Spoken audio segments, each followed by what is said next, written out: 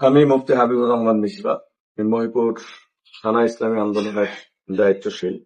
ইসলামী আন্দোলন বাংলাদেশ একটি আদর্শ সংগঠন। ইসলামী আন্দোলন ইতিমধ্যে সারা বাংলাদেশে দলীয় শক্তিমত্তার বা প্রভাবের জানান দিয়েছে। আপনাদের মাধ্যমে দেশবাসী সেটা জেনেছে।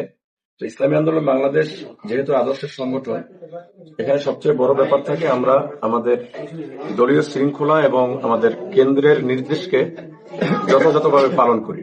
এখানে আমাদের যে পটুয়াখালী 1 আসনের প্রার্থী ঘোষণা করা হয়েছিল আমাদের দলের আমির মোহতারাম পিরসাদ চরমনের পক্ষ থেকে মাওলানা হাবিবুর রহমান হাওলাদারকে, তিনি মূলত পটুয়াখালীতে ততটা জনপ্রিয় হতে পারেননি এবং পটুয়াখালীর জনগণ তাকে ততটা মেনে নেননি, এটা তিনি নিজেও বুঝতে পেরেছেন।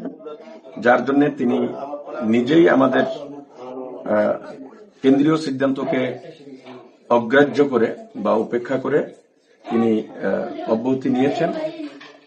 পরবর্তীতে তিনি কলাপাড়া পটুয়াখালী 4 আসন, কলাপাড়া, রাঙাবালী এবং মহিপুরে, সেখানে আজকে বিকেলে সংবাদ সম্মেলনের মাধ্যমে ওখানে আমাদের দলীয় প্রার্থী রয়েছেন এবং যোগ্য প্রার্থী রয়েছেন, সেখানে তিনি প্রার্থী হওয়ার ঘোষণা দিয়েছেন। এই ঘোষণার মধ্যে দিয়ে তিনি দলীয় শৃঙ্খলা এবং আমাদের দলীয় আমিরকে এক ধরনের বৃদ্ধাঙ্গুলি দেখিয়েছেন, যার জন্য তাকে দলের পক্ষ হতে কেন্দ্রীয় নির্দেশনায় এবং পিরসাদ চরমনের সরাসরি নির্দেশে পটুয়াখালী জেলা কমিটির আমেলার সিদ্ধান্ত মতে তাকে পটুয়াখালী জেলা উপদেষ্টা পদ এবং সকল ধরনের পদ, যত শাখায় তার পদ আছে সব পদ থেকে স্থায়ীভাবে বহিষ্কার করা হয়েছে, সকল ধরনের সদস্য পদ থেকে বহিষ্কার করা হয়েছে।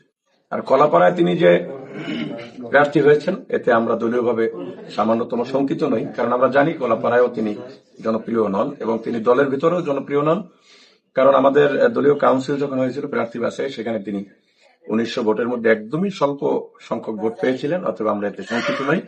ইনশাল্লাহ কলাপাড়া পটুয়াখালীতে এখন প্রার্থী আসছেন, যোগ্য প্রার্থী আসছেন এবং জনপ্রিয় প্রার্থী আসছেন মাওলানা আবুল হাসান বুখারী। উনি যথেষ্ট জনপ্রিয় এবং পরিচিত।